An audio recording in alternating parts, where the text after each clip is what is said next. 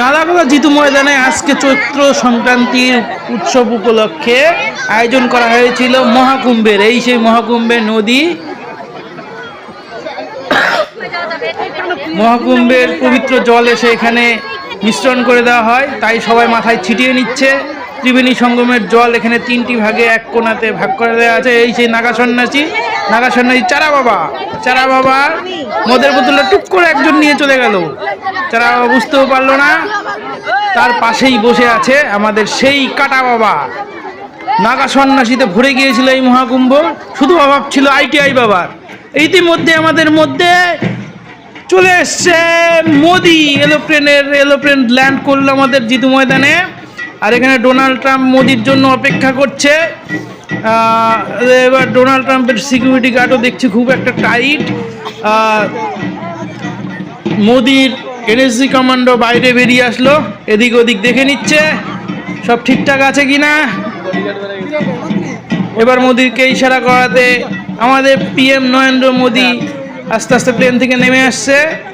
আমাদের মাঝখানে হাজির হয়ে গেছে আমাদের সবার প্রিয় মোদি। সবাইকে হাত নাড়িয়ে দেখে দিচ্ছে আমি চলে এসেছি। আমাদের জিতু ময়দানে এই প্রথম মোদি আসলো এবং আমিও প্রথম মোদিকে দেখতে পেলাম। এর আগে কোনোদিন মোদিকে সামনাসামনি দেখিনি আমি।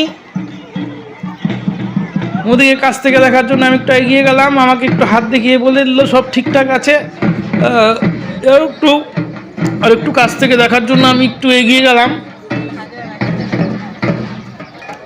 দেখে নিলাম মোদি আর ডোনাল্ড ট্রাম্পকে।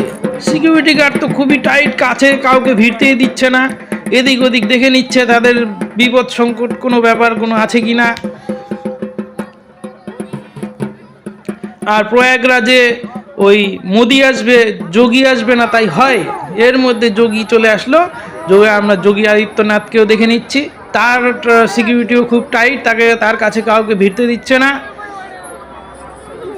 আর এই সেই মোনালিসা, চিনতে পারলেন কি?